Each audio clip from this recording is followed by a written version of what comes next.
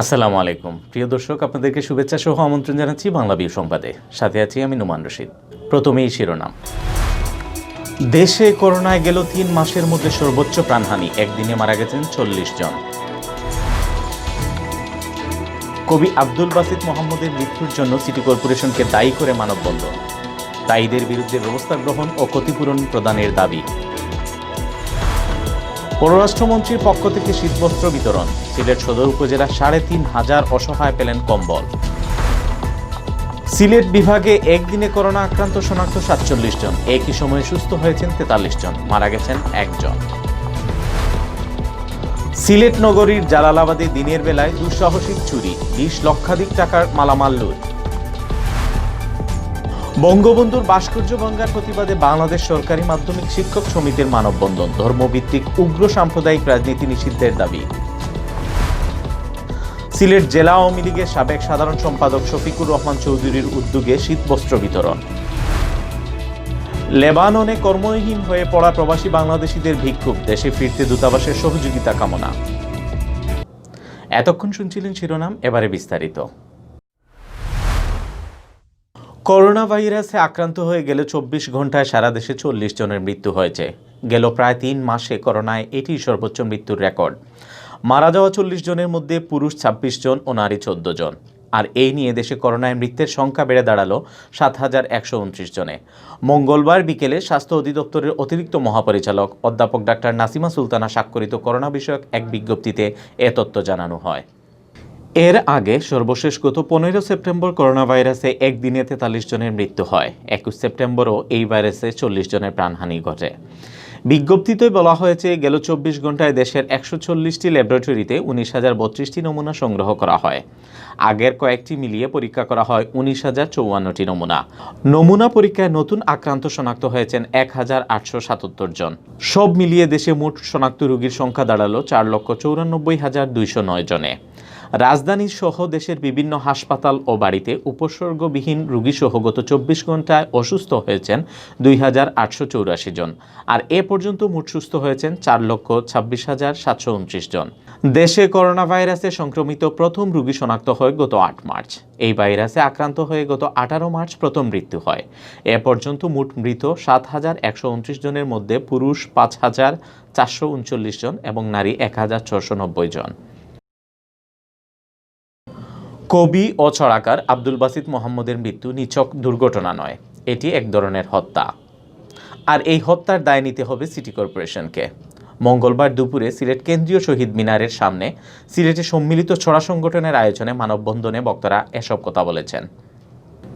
সিলেট নগরীর আম্বরখানায় নির্মাণাধীন উন্মুক্ত ড্রেনে পড়ে ১০ ডিসেম্বর কবি ও ছড়াকার আব্দুল বাসিত মোহাম্মদের মৃত্যু হয়। শহর জুড়ে উন্নয়ন কাজের নামে ১ বছরেরও বেশি সময় ধরে এমন অসংখ্য খাদ ও উন্মুক্ত ড্রেন ফেলে রাখায় তাতে প্রায়ই দুর্ঘটনা ঘটছে বলেও বক্তারা দাবি করেন। বক্তারা বলেন, কবি আব্দুল বাসিত মোহাম্মদের মৃত্যুর জন্য দায়ী ব্যক্তিদের চিহ্নিত করে আইনানুগ ব্যবস্থা নিতে হবে। পাশাপাশি নগর উন্নয়ন ও সংস্কার কাজে পর্যাপ্ত নিরাপত্তা বেষ্টনী রাখতে হবে এবং কবি আব্দুল বাসিত মোহাম্মদের পরিবারকে উপযুক্ত ক্ষতিপূরণ প্রদান করতে হবে। পররাষ্ট্রমন্ত্রী ডক্টর এ.কে আব্দুল মোমেন এমপির পক্ষ থেকে ও সিলেট সদর উপজেলা পরিষদের তত্ত্বাবধানে উপজেলার ৮টি ইউনিয়নে শীতার্তদের মধ্যে শীত বস্ত্র হিসাবে কম্বল বিতরণ করা হয়েছে। মঙ্গলবার বিকাল ৪টায় সিলেট সদর উপজেলা পরিষদ মিলনায়তনে সদর উপজেলার ৮টি ইউনিয়নে ৩,৬৮০ পিস কম্বল বিতরণ করে সদর উপজেলা চেয়ারম্যান আশফাক আহমদ। এ সময় ভিডিও কনফারেন্সে প্রধান অতিথির বক্তব্য রাখেন সিলেট ১ আসনের সংসদ সদস্য ও পররাষ্ট্রমন্ত্রী ডক্টর এ.কে আব্দুল মোমেন।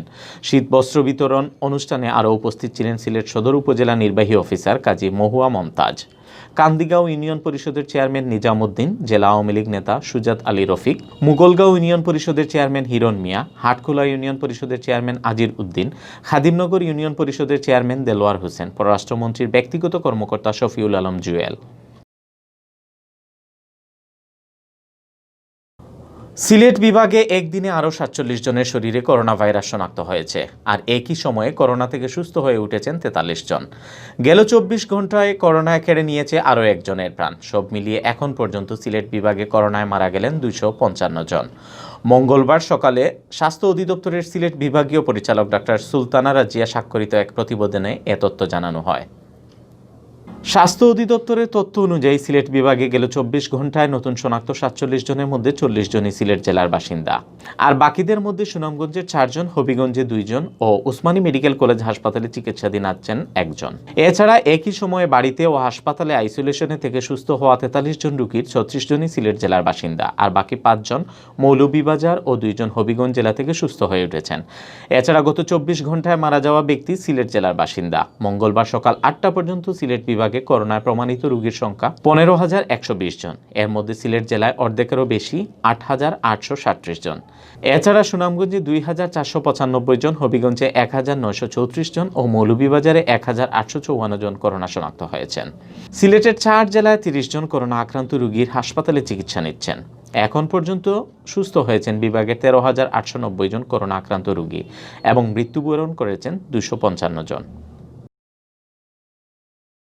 সিলেট নগরীর জালালাবাদ আবাসিক এলাকার একটি বাসায় দিনের বেলায় দুর্ধর্ষ চুরির ঘটনা ঘটেছে। চোরেরা নগদ, টাকা ও স্বর্ণালংকার সহ প্রায় ২০ লক্ষ টাকার মালামাল লুটে নিয়েছেন বলে জানিয়েছেন বাসার মালিক মোহাম্মদ রাসেল মিয়া। মঙ্গলবার সকাল ৬টা থেকে ১১টার মধ্যে জালালাবাদ আবাসিক এলাকার ১৭/৪ নম্বর বাসায় চুরির এই ঘটনা ঘটে। রাসেল মিয়া জানান, সকাল ৬টা থেকে ১১টা পর্যন্ত বাসায় কেউ ছিলেন না। এই সুযোগে বাসার পেছনের কলাপসেবল গেট ভেঙে চুরেরা ভেতরে ঢুকে নগদ, টাকা, স্বর্ণালংকার ও মূল্যবান জিনিসপত্র নিয়ে পালিয়ে যায়। সকাল ১১টার দিকে চুরির বিষয়টি টের পেয়ে প্রতিবেশীরা রাসেল মিয়াকে অবগত করেন। পরে পুলিশকে খবর দেওয়া হয়। কুষ্টিয়ায় জাতির পিতা বঙ্গবন্ধু শেখ মুজিবুর রহমানের ভাস্কর্য ভাঙ্গার প্রতিবাদে মানববন্ধন কর্মসূচি পালন করেছে বাংলাদেশ সরকারি মাধ্যমিক শিক্ষক সমিতি সিলেট। মঙ্গলবার দুপুরে সিলেট কেন্দ্রীয় শহীদ মিনার প্রাঙ্গণে এই মানববন্ধন কর্মসূচি পালন করা হয়।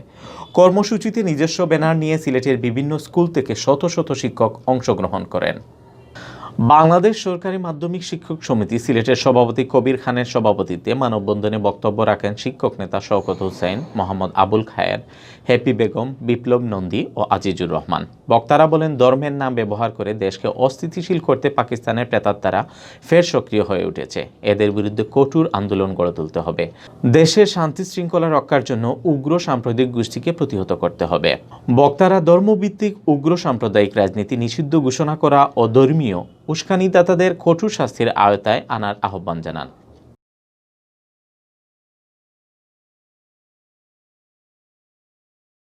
সিলেট জেলা আওয়ামী লীগের সাবেক সাধারণ সম্পাদক শফিকুর রহমান চৌধুরীর পক্ষ থেকে গরিব অসহায় শীতার্তদের মাঝে শীতবস্ত্র বিতরণ করা হয়েছে।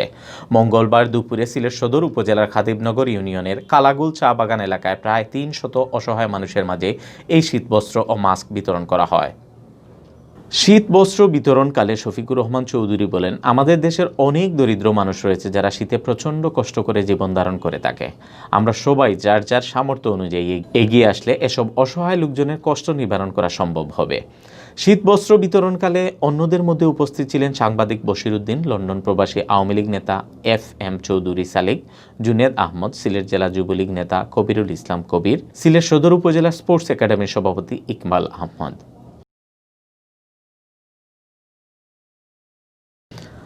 লেবাননে রাজনৈতিক অস্থিরতা, ডলার সংকট ও ইতিহাসের ভয়াবহ বিস্ফোরণে কর্মহীন হয়ে পড়া বাংলাদেশিদের দেশে ফেরাতে আন্দোলনে নেমেছেন প্রবাসীরা। দেশে ফিরতে তারা বাংলাদেশ দূতাবাসে নাম নিবন্ধন কার্যক্রম শুরুর দাবি জানাচ্ছেন। এই দাবিতে সোমবার লেবাননের বৈরুতে বাংলাদেশ দূতাবাসের সামনে মানববন্ধন ও বিক্ষোভ সমাবেশ করেছেন প্রবাসী বাংলাদেশিরা। কর্মসূচিতে অংশ নিতে দেশটির বিভিন্ন অঞ্চল থেকে বাংলাদেশি প্রবাসীরা জড়ো হন দূতাবাসের সামনে। আন্দোলনরত প্রবাসীরা বলেন, অর্থনৈতিকভাবে লেবানন মারাত্মক সংকটে রয়েছে। কাজ হারিয়ে প্রবাসীরা মানবেতর জীবনযাপন করছেন। এখন তাদের দেশে ফেরা ছাড়া কোনো উপায় নেই। কিন্তু অনেক প্রবাসী অবৈধভাবে লেবাননে বসবাস করায় তারা দেশেও ফিরতে পারছেন না। এখন সরকারি উদ্যোগ ও সহযোগিতা ছাড়া তারা দেশে ফিরে যাওয়া প্রায়ই অসম্ভব। তাই বাংলাদেশ দূতাবাসের মাধ্যমে দেশে ফিরতে ইচ্ছুক প্রবাসীদের নাম নিবন্ধন করে তাদেরকে দেশে ফেরত পাঠানোর উদ্যোগ নিতে হবে। গেল বছরে দূতাবাসে নাম নিবন্ধন করে দেশে ফিরছেন প্রায় ৭,০০০ প্রবাসীরা। এখনও দেশে ফেরার অপেক্ষায় রয়েছেন প্রায় ৩০,০০০-এর বেশি বাংলাদেশি। এতক্ষণ শুনছিলেন বাংলাভিউ সংবাদ। সাথে থাকার জন্য ধন্যবাদ।